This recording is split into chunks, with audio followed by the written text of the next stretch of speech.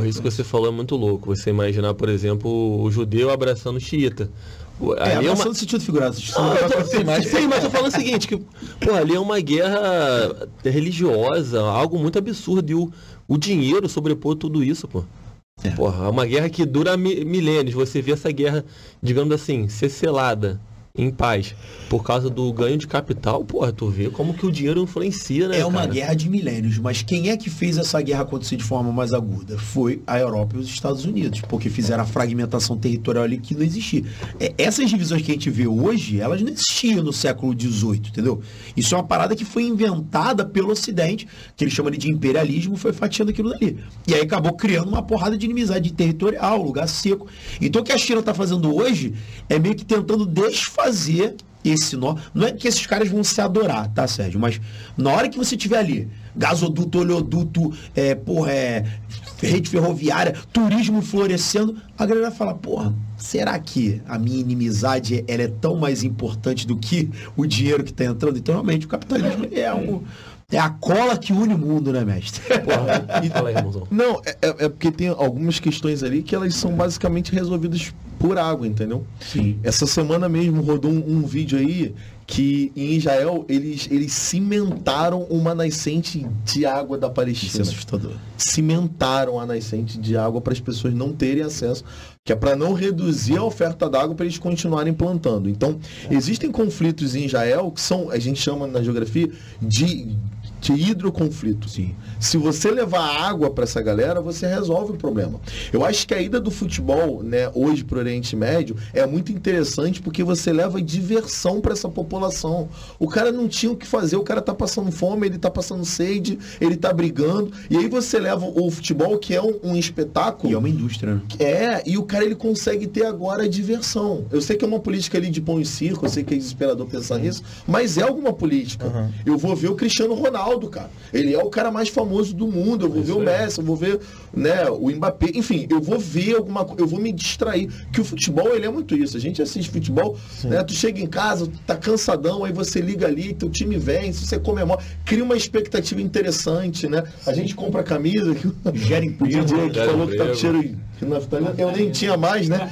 Tive que comprar uma nova, porque... Mas é isso, gera toda uma, né, uma cultura ali de você ter um espetáculo acontecendo acessível. Os caras lá não tem nada. Aí os caras ficam o tempo todo sendo doutrinados para ter ódio. Religião, as guerras, só isso. Exatamente. E é o governo, né, Zé, pensando no povo de uma outra maneira, né? Ao invés de você pensar numa massa, né, de pessoas oprimidas, você já está começando a se preocupar em transformar esse cara no mercado consumidor. Isso, pra mim, já é dedo chinês. Quem é que vai fazer a porra da camisa? Quem é que vai fazer a chuteira? Quem é que vai fazer o bonequinho de estimação? Quem é que vai fazer a caneca lá do teu time que vai começar a ganhar geral, entendeu? Quem é que vai fornecer lá, porra, a lâmpada pra tu botar no estádio? Então a China, ela é muito... internet, exato. Né, a China não quer mudar o modelo. Ela não quer que você pare de comer hambúrguer para comer yakisoba. Ela não tá interessada no que você come. Agora ela quer fazer a caixinha do Big Mac que tu tá comendo lá no restaurante. Então isso é que é sinistro sobre a China. A China ela consegue meio que se infiltrar, né, nas linhas do meio. E os Estados Unidos, eles perderam isso já há muito tempo, né? Então eu acho que a questão da Arábia Saudita é mais ligada ali ao Oriente do que ao Ocidente, né? Ô Zé, tu falou de um país aqui que, pô, no nosso canal tem muito cristão. E, pô, falou de Israel lá, a galera gosta. Por que Israel incomoda tanto, cara? Seja hoje, seja lá atrás na época da perseguição aos judeus, Israel é um povo que a gente vê ao redor da história muito perseguido. Óbvio que não são santos, como tu acabou de falar. Mas por que tem tanta essa perseguição? É um país tão pequeno que tem tanta influência. Na verdade, o que acontece? Israel, né, esse Estado novo de Israel, que vai ser ali criado em 1947, ele foi feito com financiamento estadunidense em inglês, exatamente numa área que, se você olhar um mapa de Israel, é assustador, né? Ele se comunica com a África, com o Oriente Médio, que a gente chama ali de Ásia Menor, mas é Ásia, né? E com a Europa. E faz a ligação entre o Mar Mediterrâneo e o Mar Vermelho, que vai ligar o Atlântico ao Oceano Índico. Então, o posicionamento de Israel já explica muita coisa. Ele está exatamente no que a gente pode dizer que é o centro do mundo. Além disso, houve ali uma promessa de que se formaria também o Estado da Palestina. Então, na verdade, eu sinto que Israel foi um pouco traído ali naquele jogo. Ó, eu fiz o seu estado, fica aqui, daqui a pouco eu volto para eu resolver o problema desse cara, que eu vou deixar aqui do seu lado, com muita raiva de você, porque eu te criei. Mas eu já volto, tá? E as grandes potências saem. Meteram o pé. E aí você deixa Israel no meio, cercada por inimigos, porque ali você tem o Líbano, a Palestina, a Síria, o Egito, que são países que não aceitam, a Jordânia, que não aceitam a formação de Israel. Pô, logo depois que eles têm um Estado criado, eles passam por guerra, pô. Em 1948. Absurdo. Eles criam o Estado em 1947 e em 1948 eles são atacados. Porque é isso. O cara, você imagina só, eu te dou uma casa numa rua onde ninguém gosta de você. Ele falou, não, cara, fica aí. Daqui a pouco eu venho para ajudar os teus vizinhos. E não se voltou. E, na verdade, Israel até hoje é muito usado ali, né, pela essa influência estadunidense. E é isso que a gente estava falando desses colonizadores, né, que fizeram áreas, que ocuparam áreas, mas que não voltaram para dar o suporte. Que levam a vantagem, mas não voltam para pagar o preço daquela vantagem. Então aí Israel realmente... E que usam Israel como posto militar avançado, né? Exatamente. Para poder combater justamente os inimigos ali da região, né? Então Israel é usado como joguete. O povo israelense é vítima do processo agora. As lideranças, elas foram manipuladas em muitos momentos para poder atacar os vizinhos, e aí isso vai fomentando ainda mais, né, o ódio que o Zé tá falando. Aí tu vai criar ali uma indústria de guerra que vai ter que ter um corredor, o cinturão deles, né, antiaéreo, é uma coisa absurda, né, moderníssima.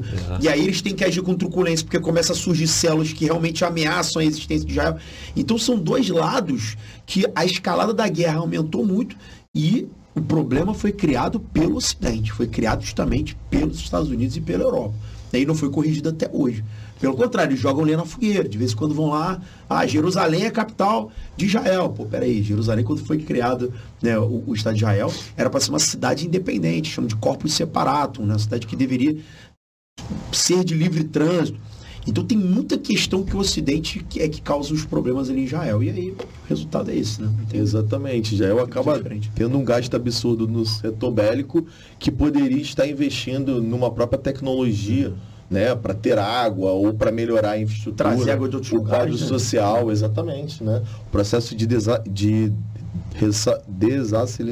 dessalinização que eles já fazem, eles poderiam aprimorar esse processo, mas não conseguem, porque precisam ficar se defendendo da truculência do entorno ali, entendeu? Pois é, mas antes da Segunda Guerra, da perseguição que teve com o povo judeu, aquele território já era deles? Na verdade... Onde eles estão hoje? Porque assim, Israel, a gente sabe que tem a questão religiosa. Sim. Na Terra Prometida, o povo leva isso, de que aqui onde Cristo pisou, o domo da rocha lá, onde foi o templo, que vai ser o novo templo de Jesus e tal. Né?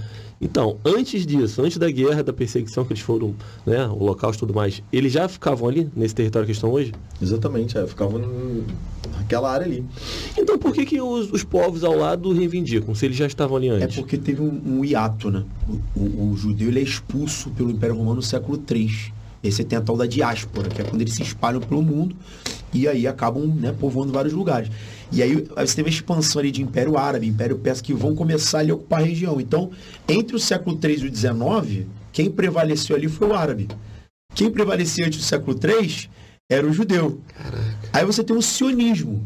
No início do século, no final do século XIX, né, ainda, né? No século XIX você começa a ter um processo de compra de terras por judeus na região da Palestina. Mas é um processo espontâneo. Tipo assim, você é judeu. Aquela terra, é o que você falou, é a terra prometida na tua cultura, mas tem uma galera morando ali. Só que tem terrenos ali para você comprar. Nesse processo tinha inimizade, mas eles poderiam ter feito o que ele tentado criar uma coexistência, como nós temos aqui no Brasil, né? Pô, tu tem um tio que é de direita, um primo que é de esquerda, e a galera vai ter que arrumar um jeito de se entender. Não. Você agrava o processo quando você vai e coloca o muro. E aí, meu irmão, tu bota o muro entre eu e você, a gente vai ficar um do lado do outro latindo, gritando, em vez de criar uma coesão social, né? Esse processo ele se agravou muito com com essa divisão, né, Zé? A gente estava até falando dos muros, né? Vindo para cá. Que você tem áreas ali que tem muros, não sei se vocês já viram algumas imagens, os muros são enormes, assim. E aí você isola algumas áreas, né? Como a própria faixa de Gaza, né? Sim. A faixa de Gaza, um morador, ele tem acesso a menos de 1 litro de água por dia. Cara. Só para você ter noção, a gente deve ter bebido aqui hoje pelo menos o dobro do que o cara tem ao dia. E essa água não é para beber. É água para beber, para cozinhar, para dar descarga, para lavar as coisas. É uma das áreas mais secas do mundo. Então, é isso que a gente está falando, né? O Ocidente vai ali... Só para deixar claro aqui, só fazer uma observação, que eu não falei nada de mal aqui, de religião, não. Não, você falou, cara, relaxa. E meio falei, pô, pelo amor de Deus. Não. Eu tô só propondo debate aqui, mas é isso. É uma área muito árida. É a área mais seca do mundo. Sim. Então ali você tem o que a gente falou mais cedo do hidroconflito. E é uma população que morre por conta dessa escassez hídrica. E Israel tem que fazer algumas manobras ali exatamente para conseguir ter água para sua agricultura, para sua pecuária, e isso vai acirrando esses conflitos, né? E por isso que eu falei, se levar água ali para aquela região, eu acho que já resolve muito dos conflitos, entendeu? Porque você tem ali crianças que estão nascendo sem água, então aí você conta, ó, Israel tem água, a gente não tem. Aí você gera já ali naquela criança uma célula do ódio. Né? Exatamente, você fomenta o ódio ali, e é uma coisa que dá para ser resolvido assim. Só que precisa de uma superpotência que chegue com um novo discurso. Cara, eu vim aqui para trazer solução. E não para ficar fomentando ódio ou para vender arma para você. Os caras têm tecnologia, né? Os caras desenvolvem... Olha as tecnologias de guerra que estão sendo usadas na Ucrânia agora. Os caras, eles têm avanços científicos absurdos. Exatamente. Não é possível que você não pode, paralelamente à indústria de defesa, você não pensar numa indústria que vai ajudar as pessoas pobres a melhorar a sua vida. Porque isso aí é capitalismo, entendeu? Se você faz o cara ter água, ter energia, ter emprego, ter moradia, o que ele faz? Ele vai pro shopping, porra, entendeu? É simples, vão ganhar dinheiro.